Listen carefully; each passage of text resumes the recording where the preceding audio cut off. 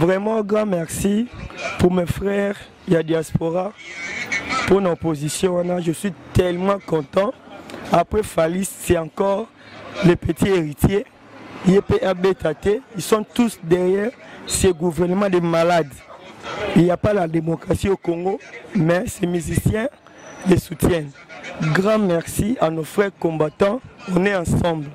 Même nous aussi, nous sommes contre main. On n'a pas vraiment de soutien. Mais au Bozo Sala, même Nakin, tous derrière vous. Ça la activité mon côté parce que awa na kin na ma marche non soit PPRD na activité soit PPRD ya gouvernement ou ya ba salo oyo bango ba soutenir rango. Vraiment félicitations. Ngai quelque part na sepeli parce que ba musicien na biso ba resu ba musicien te ba comme ba politicien po ba kota vraiment na ngambo bato wana ba kota vraiment mais ba sala biso mabe il fallait bango baza pour na biso ba population bango ba kenda kota bato musu ba sala biso mabe mais ba combattant na sepeli bo samsa malamu detinga vraiment na sepeli makasi surtout na ba musicien na biso ko na lingaka bango pété et que bien makasi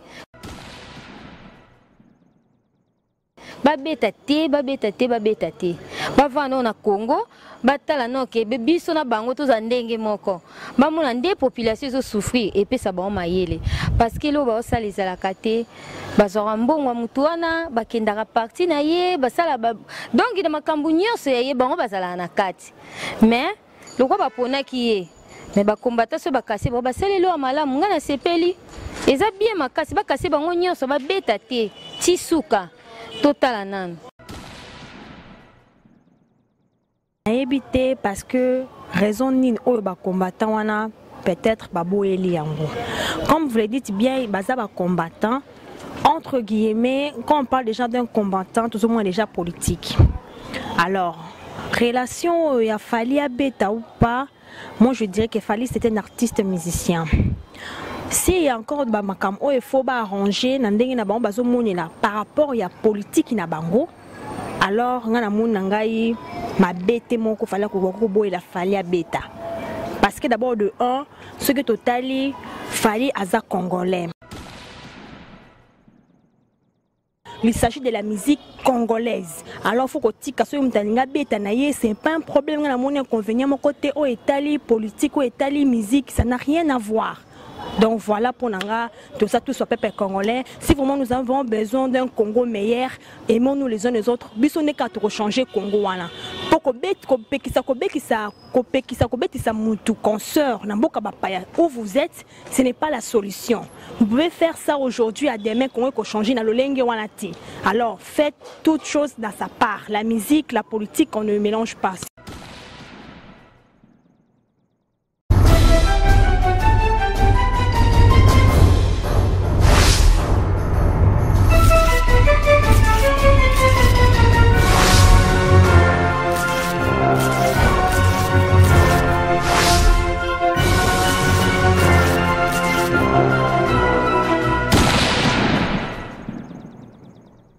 To quitter vraiment to quitter na terrain to zo tambola vraiment ko luka to kuti ko to tonton afandi na ye na terrasse to luki pe to me ko solane na tonton. Bonsoir.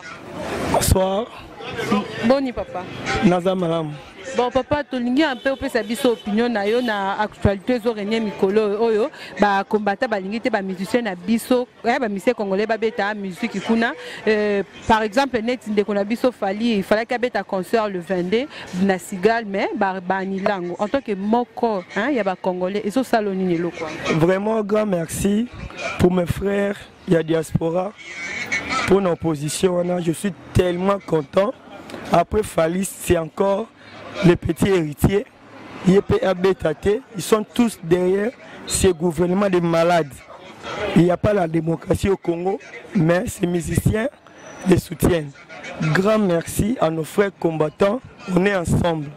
Même nous aussi, nous sommes contre main, on n'a pas vraiment de soutien. Mais au Bozo Sala, même Nakin, tous derrière vous. Parce que ce pays, n'a même pas le respect des morts. Un homme comme le prof Étienne Tshisekedi, il est décédé pour que le corps et le gouvernement vraiment merci beaucoup pour nos frères combattants.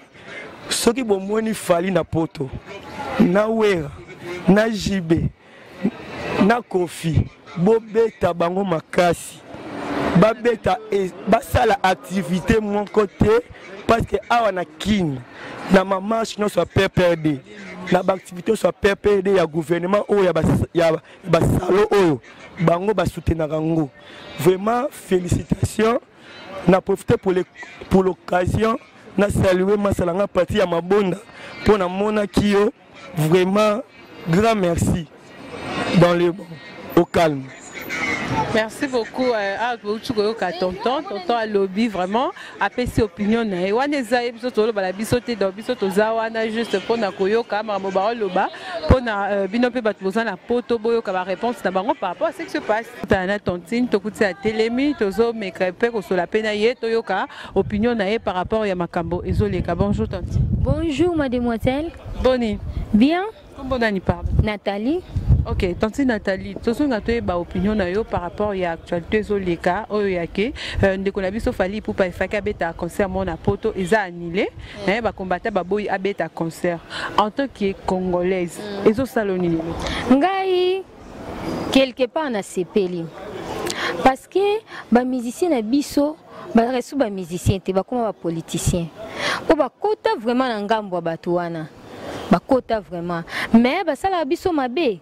Il fallait bango baza pour la population bango bakenda koto batu musu basala biso mabe mais ba combattant na sepeli bo samsa malamu detinga vraiment na sepeli makasi surtout na ba musicien na biso ko na linga bango pété et que bien makasi babeta te ba vana na Congo batala no ke biso na bango to za ndenge moko ba mona nde population zo souffrir et puis ça ba mayele parce que lo ba osala ezala kate bazora mbongo mutu wana bakendaka parti na ye basala donc na makambu nyonso ya ye bango bazala na kati mais lokwa bapona ki ye mais ba combattant so bakase ba basala lo malamu ngana sepeli eza bien makasi bakase bango nyonso ba beta te tisuka total nan à s'exprimer vraiment.